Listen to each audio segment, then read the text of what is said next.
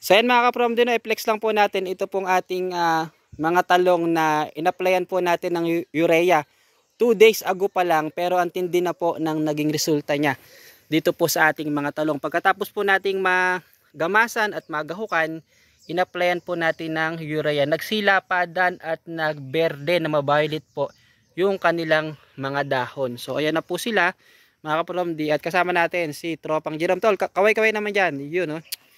Dating construction, ngayon ay ano, farmer. Dating farmer, naging construction, naging farmer ulit. So yan mga kaprom din, no? So yung mga dahon po nila, nagsilaparan. Yan.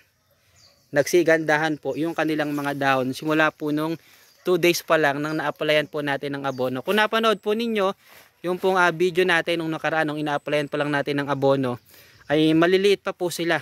Pero nung ating nagahukan, nalinisan, at na-applyan po natin ng urea, nadiligan po natin, ay talagang nagsigandahan yung kanilang mga puno, nagsilapadan po yung mga dahon at berdeng-berde na ma-violet. So magandang ano na po ito, pundasyon para po dito sa ating almost magto 2 weeks na po, no? 12 days na atin pong tanim po na talong. Napakaganda po kasi na doon sa paglaki pa lang niya ay maging malusog po yung ating puno.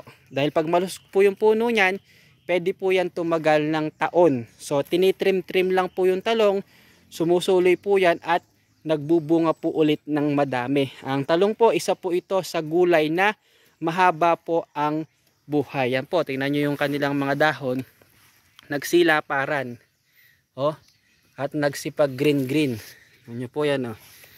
Kakatabi po sila, talagang maganda yung naging epekto sa ating pong tanim na talong. Gandun pa po ano, ang lalapad na po ng kanilang dahon. So napaka ganda po yan pag nagsisimula pa lang. Kapag sila po ay panahon na ng pamumulaklak at masyadong marami yung mga dahon at sanga, minsan nagbabawas din po tayo, nagpupruning po tayo para yung nutrients ng ating talong ay ma-focus po doon sa pamumulaklak at pamumunga. So yan, siguro sa mga 5 days pa from now, yung next step naman ng paraan ng ating pag-apply ng pataba dito sa ating mga tanim na talong ang ating pong gagawin. Yun! For more tanim updates, follow nyo po ako on Vasco sa Facebook at Brad from D sa YouTube. Yan, salamat po sa Diyos. Pag may tinanim, may gugulayin. Tol, malapit-lapit na to.